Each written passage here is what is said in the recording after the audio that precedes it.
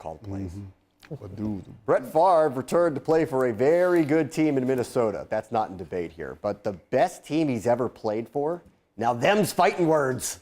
Right over here is one of his former teammates who he won a Super Bowl with in Willam Henderson. Garrett Brooks, Lobus Brown. These Vikings are better than those Packers, really? You gotta hope that Brett was trying. You gotta hope that Brett was doing his best to make his young team feel successful. Yeah. To feel wanted, to feel motivated, that they could be potentially in that driving seat in the divisional championship on the way to the Super Bowl. Difficulty for them is that they're facing a very tough NFC North. They are a very dynamic team. They still have to prove it. The Super Bowl 31 team, the 06 team that I was fortunate enough to play with, the number one defense in all of football, the number one special teams in all of football.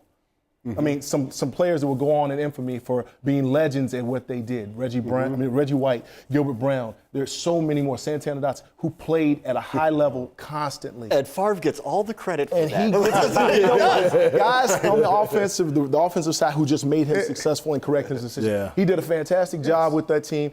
I don't think that this unproven team can be compared to the Super Bowl team. You know what? Antonio Freeman was on here yesterday. He said the exact same thing. He said he's buttering up his new teammates on some level. He's trying to make amends in that locker room. Right. You got to, and I agree with William. It's not going to be that way right now. It's way too much. I thought it was way too early for him to compare Adrian Peterson to Walter Payton. Right. But again, that's Brett Favre, and he's just trying to make him feel comfortable. Yeah, anytime you could do that. I guess that's what the leader, quote, leader is supposed to do, man. You got to motivate the crew. You got to get everybody going, and I guess that's what Brett is doing. You guys are the greatest panel of guests on ESPN. We've heard a lot of things about Brett Favre. Charlatan, an attention hound. We've been hearing that lately with him. You know him very differently than a lot of us know him that have made judgments about what he's done over the last couple of years. What can you tell us about Brett Favre, the teammate? Savvy, smooth, and he's a Southern fox. You got to appreciate the gentleman that Brett is. He's always trying to make sure he includes his team. I have never heard Brett say, I did. Brett was always a team who gave his teammates full recognition and responsibility for his success. So he's great at using the media for his purpose. He's great at keeping his story alive. I think he's an unbelievable field general. But sometimes he makes some glaring judgments and decisions and some statements that will continue to haunt him for his time on this earth. So I just got to wish him well with everything except for winning against the Packers. Excuse me. What's your guys' view on all that? You played against him. You had years against him. You hear what we've been saying about him for the past couple of years and what his legacy is and this and that. What do you make of what's been going on with him? What I make of it is sometimes it is a little bit overbearing, all the coverage that he's getting. But at the same time, let's be honest, he deserves it. He is probably arguably one of the best to ever play the position, if not the best. But as a competitor, the words we used was savvy, good veterans, going to try to fool you. At the same time, he's going to give you chances so you can be very opportunistic against him, mean getting turnovers. He's going to give you a chance to get some turnovers against him. So we respected him to a certain degree, but we knew we would have our chance to make plays. You like that about him. He was fair, right? Yes. Fair. I mean, the passion that he brings to it. And like Derek's saying, man, you got to love to play football. This is one sport that you have to love.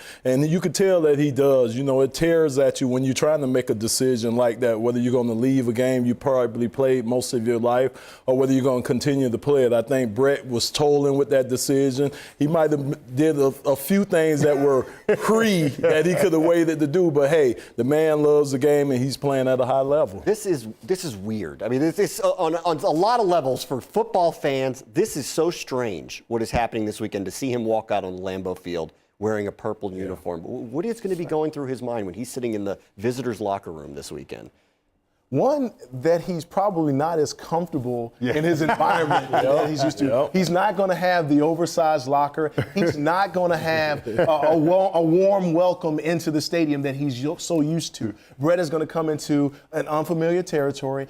He's had the advantage of playing a few games for the Vikings and getting used to being in strange territory. But this is going to be Green Bay Lambeau Field, Sunday game, the place that he has grown to love and that has cherished him so much in the past, they're not going to welcome him with open arms. They're going to flash the guy. They're going to moon the guy. They're going to call him all kinds of names. And he's going to have to be ready to take it all in and be ready to perform. And I don't believe it's going to be as easy because this is going to be a foreign territory for him and a very hostile foreign territory for him to go out and compete in. I mean, obviously, he's one of the greatest players that's ever played for that team. Nothing's ever going to be taken away from that.